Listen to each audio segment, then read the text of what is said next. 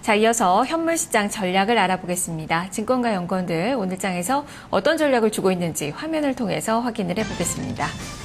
한양증권 임동락 연구원입니다. 속도 조절 이후에 추가 상승이 예상이 된다라는 시각인데요. 박스권 구도는 유지가 될 것이다라는 의견을 제시를 하고 있습니다. 현대증권 배성경 연구원입니다. 2000선 안착 과정이 지속될 것이란 전망을 내놓고 있습니다. 외국인의 매수세 지속이 관건이다라는 시각입니다. 이어서 SK증권 고승희 연구원 의견 보겠습니다. 주식형 펀드 환매 물량에 대한 부담이 나타나고 있다면서 외국인의 매수 업종 중심으로 주목을 해보자라는 시각을 전했습니다. 대신증권 김영일 연구원입니다. 단기 상승에 따른 숨고르기 양상이다라는 판단인데요. 대형주 중심으로 대응을 해보자라는 의견을 제시를 하고 있습니다. 일단 전문가들의 의견은 공통된 그 의견입니다.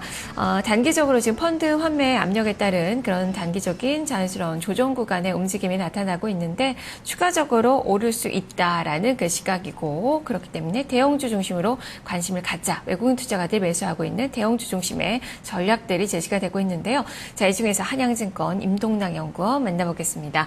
연구원님 안녕하세요. 네, 안녕하세요. 네, 역시 마찬가지로 속도 조절 구간으로 좀 보고 계셨어요. 다만 추가 상승이 그 이후에는 가능하다라는 그 시각인데요. 시장에 대한 판단 어떻게 하고 계신 건지 좀 풀어서 설명을 해주시죠. 네, 이제 최근에 아무래도 좀 단기 급등에 대한 경계감도 좀 있는 것 같고요. 또 주식형 펀드 환매 재개에 따른 투신권의 매물치레로 인해서 코스피의 상승 탄력이 다소 저하가 되고 있습니다.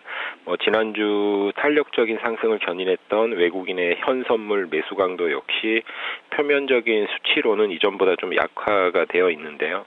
그렇지만 장기간 지속된 박스권 장세에서 반복적인 그 매물 소화 과정을 거치면서 2000선 전후로 형성된 매물벽은 과거보다 좀 가벼워진 상태입니다.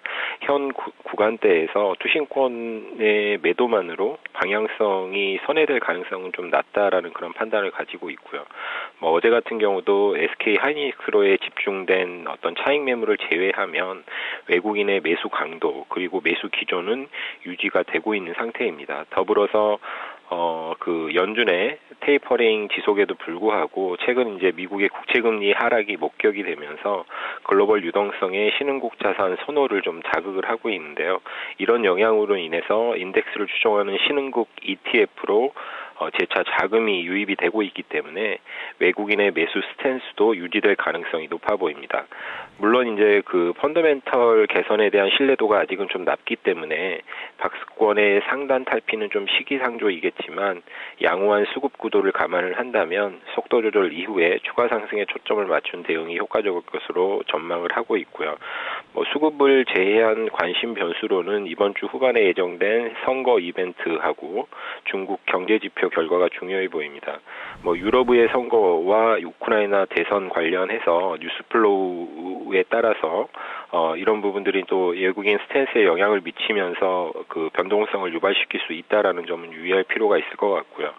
그리고 이제 22일 발표되는 중국 HSBC 제조 PMI 그 잠정치 결과의 예상치 부합 여부에 따라서도 중국의 경착륙 우려가 완화가 될 수도 있고 반대로 또 실망 매물이 또 출회가 될 수가 있다라는 것도 좀 감안을 하시면서 이번 주 시장 대응을 좀 하실 필요가 있을 것 같습니다. 네, 그래도 추가적으로 조금 더 상승을 좀 바라보셨는데요. 어쨌든 지수는 지금 박스권 상단이라고 할 수 있겠습니다. 여기서는 이제 갈림길인데 이 2000선에 안착을 하고 추가적으로 지수가 레벨업이 될지 아니면 박스권에서 다시 박스권으로 이제 회귀를 하게 될지 어떤 시각으로 좀 시장을 보고 계시는 건지와 더불어서 투자 전략도 함께 말씀해 주시죠. 예, 앞서 이제 잠깐 언급을 했다시피 상승 흐름 자체는 유지가 될 것으로 보고 있습니다.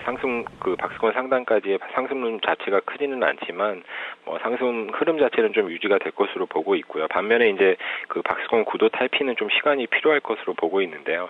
결국 그 펀더멘털 여건에 대한 의구심이 높기 때문에 때문입니다. 특히 이제 수출 관련 비중이 높은 뭐 우리나라 경제 구조, 산업 특성상 대외 수요 회복이 뒷받침이 되지 않는 한 국내 수출 기업의 이익 개선은 좀 제한적일 수밖에 없고요.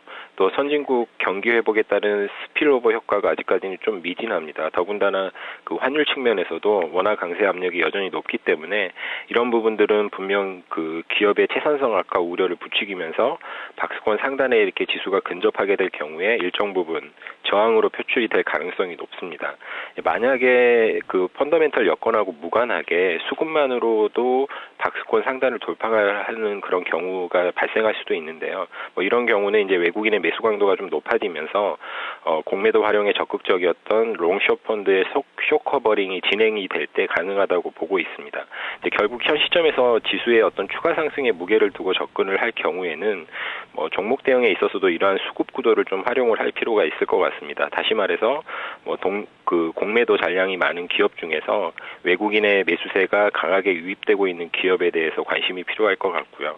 또 외국인이 선호하는 이제 IT나 은행 업종 내에 대형 우량주 접근도 좀 유효할 것 같습니다. 그리고 이제 어제 크게 밀렸던 뭐 코스닥이라든지 중소형주 같은 경우는 양호한 실적 대비해서 낙폭이 큰 종목들 위주로 저가 매수 관점에서 접근하시는 것이 효과적이다라는 그런 판단을 가지고 있습니다. 네, 알겠습니다. 말씀 잘 들었습니다. 네, 감사합니다. 네, 이 박스권 탈피의 키는 외국인이 주고 있을 텐데요. 외국인 투자가들이 사는 그 종목군들 확인을 하시면서 전략에 반영을 해보셔야 될 것 같습니다.